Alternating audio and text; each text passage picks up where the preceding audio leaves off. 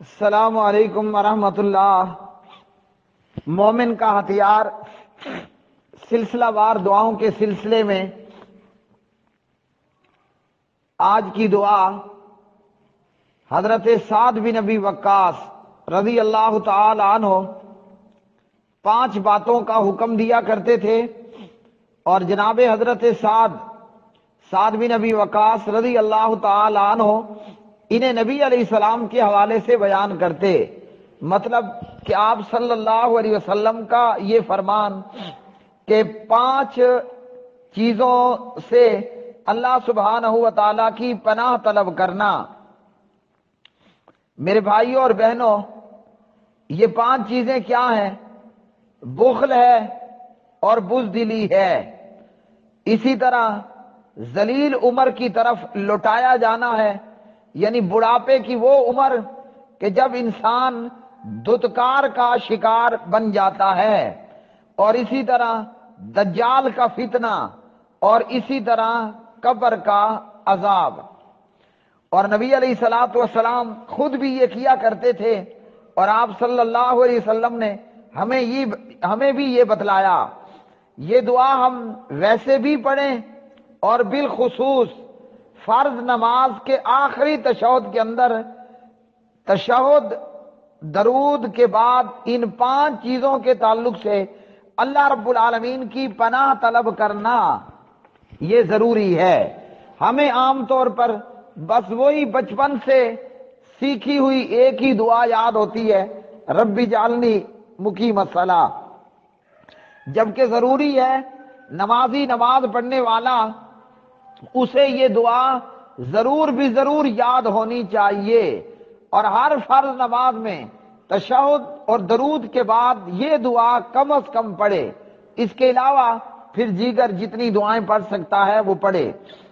اور نبی علیہ الصلوۃ والسلام نے قبر کے عذاب سے کیوں اللہ رب العالمین کی پناہ طلب کی، اور کیوں ہمیں آپ نے یہ تعلیم فرمائی، اس کی وجہ بیان کرتی ہیں اماں جی سید عائشہ رضی اللہ تعالی عنہ راویہ ہیں، کہتی ہیں کہ مدینے میں رہنے والے یہودیوں میں سے 2 بوڑھی عورتیں میرے پاس آئیں، اور انہوں نے عذاب قبر کے تعلق سے بات چیت کی کہ قبر میں عذاب ہوتا ہے۔ یاد رکھیے کہ یہود اہل کتاب ہیں، اللہ نے موسیٰ علیہ السلام کو تورات عطا فرمائی تھی، اور اسی طرح نصارہ یہ بھی اہل کتاب ہیں کہ اللہ رب العالمین نے عیسیٰ علیہ السلام کو انجیل عطا فرمائی تھی۔ تو یہودی بوڑھی عورتوں نے آ کر عذاب قبر کے متعلق بتلایا۔ سید عائشہ کہتی ہیں کہ جب پیارے نبی علیہ السلام آئے تو میں نے آپ سے یہ بات ذکر کی،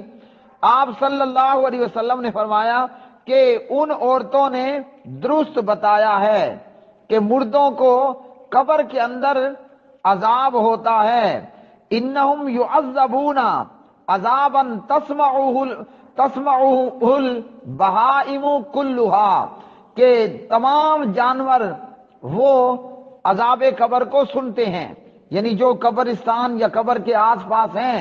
اور جہاں جس مردے کو عذاب ہوتا ہے تو قریب موجود جانور چرند پرند عذاب قبر سنتے ہیں۔